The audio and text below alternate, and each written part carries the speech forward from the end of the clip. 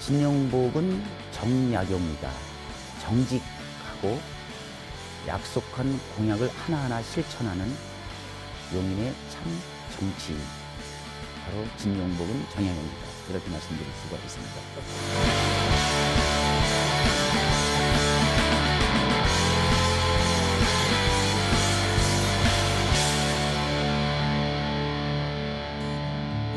Tired of the waves that come and knock you off your feet. I'd long to see you on a day when you won't drown. Maybe the answer lies beneath these scattered words. 뭐 주위에서 몇몇 분들은 저한테 뭐 정치가 천직이다라는 이야기도 좀 분명히들 했는데요. 저는 말씀드렸다시피 정치에 입문한 것은 아주 우연한 기회에 정치에 입문하게 됐고요. 제가 현장에서 유아교육 사업을 오랫동안 하다 보니까 정치에 입문하면서 이쪽에 대해서는 잘못된 제도를 좀 개선 좀 해보겠다라는 생각을 가지고 정치 현장으로 몸을 담았는데 막상 생각보다는 이게 쉽지는 않더라고요.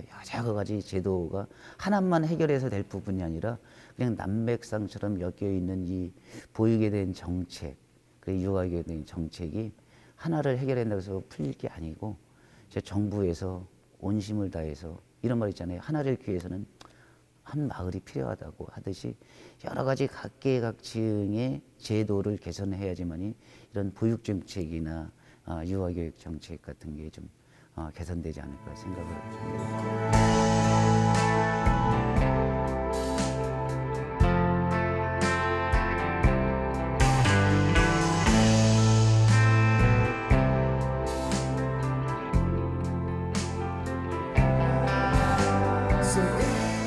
제가 여각에 있을 때 조례 입법 활동을 많이 못했어요. 그리고 도정 5분 발언도 제가 직접 써서 했고 누가 도움을 요청해도 도움을 주는 사람이 없었더라고요.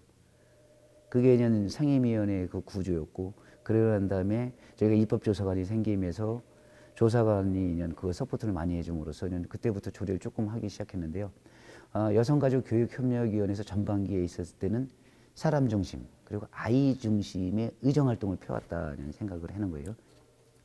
했던 게 그냥 밥상머리 교육을 알잖아요. 우리가 어렸을 때 집에서 아침 식사 거의 같이 했죠. 그러면 거기에는 대가족이기 때문에 할아버지 할머님, 어머님, 아버님 그리고 형제들 막 이렇게 대가족이기 때문에 그 당시에 할아버지 할머님 또는 부모님이 한마디 한마디 던지는 게 밥상머리 교육이라고 해서 저는 생각을 했어요. 지금은 집에서 나가는 시간이 다 다르잖아요. 그렇죠? 아빠 일찍 나가고 엄마도 맞벌이면 막 애들 깨워서 밥 먹이고 보내고 막 그러니까 그런 밥상머리 교육을 할 시간적 공간이 안 된다.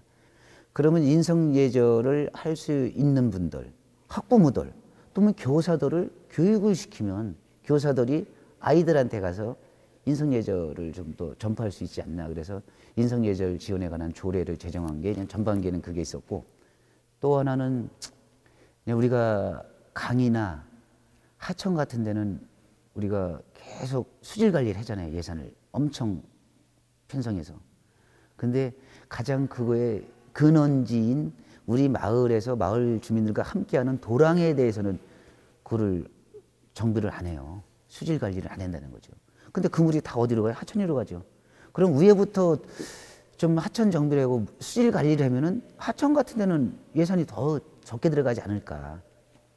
그럼 도랑을 먼저 관리를 해보자 그래서 경기도 도랑 보건 및 관리 조례를 제정하게 됐던 거죠.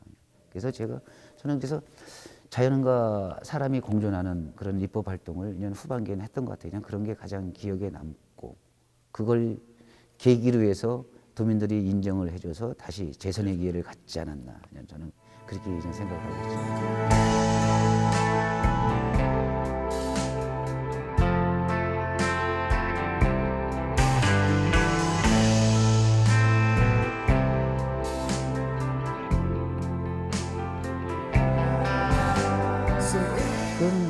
용인은 옛날부터 악명이 높죠. 난개발.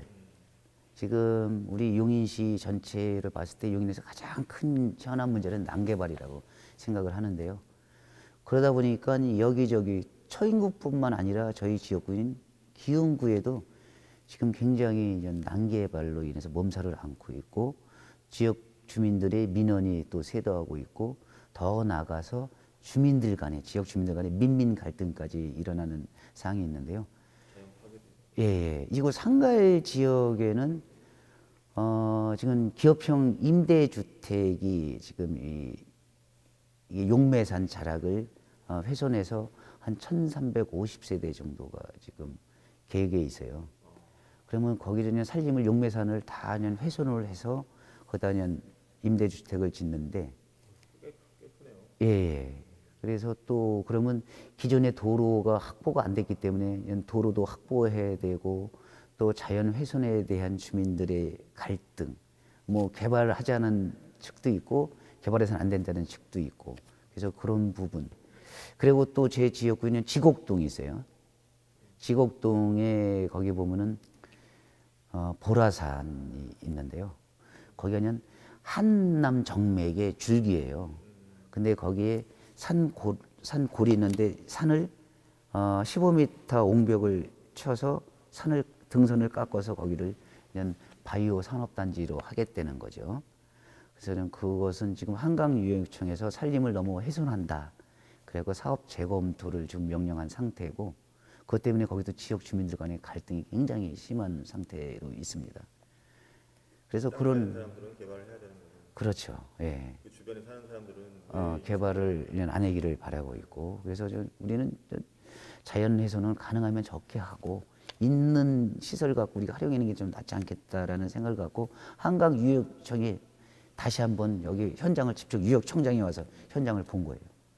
보고 나서 이건 아니다라고 해서 그런 식으로 해서 지금 민원이 해결이 됐는데 일단 잠재적인 해결이죠. 완벽하게 해결된 건 아니죠. 그 자본들이 또 가만히 있겠습니까? 다른 여타의 방법을 가지고 다시 또 사업을 추진하려고 하고 있죠. 대부분이 보면 자본하고 정치인들이 결탁을 해서 행정을 압박을 해갖고 뭔가 이렇게 했는데 지금 용인회 같은 경우에는 자본과 행정이 결탁을 해서 정치인들이 그걸 해결을 위해서 지금 힘들어지는 거죠. So if we go, we'll take the highs and lows with a smile. We see forever free from here. 그 만약이라는 건 없는 것 같아요. 예. 제가 항상 소신을 갖고 하는 것이 다음에 무엇을 하기 위해서 나는 그게 포커스를 맞춰서 내가 계획적으로 딱딱딱 움직이는 거. 그러다 보면은 제가 놓치고 갈 부분이 굉장히 많은 것 같아요.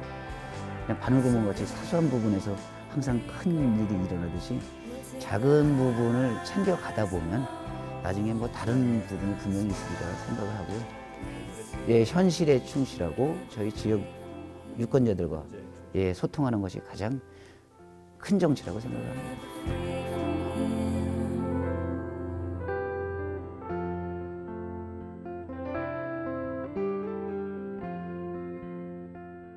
정치라는 것이 일이라는 것이 혼자서 하는 게 아니라 그냥 함께 하는 거잖아요. 그래서 제가 부족한 점은 뭐 100가지 중에서 하나만 제가 강점만 갖고 있고 나머지 99개는 도움을 받으면 되니까요. 그래서 함께 하는 게 정치라고 생각을 하고 있죠.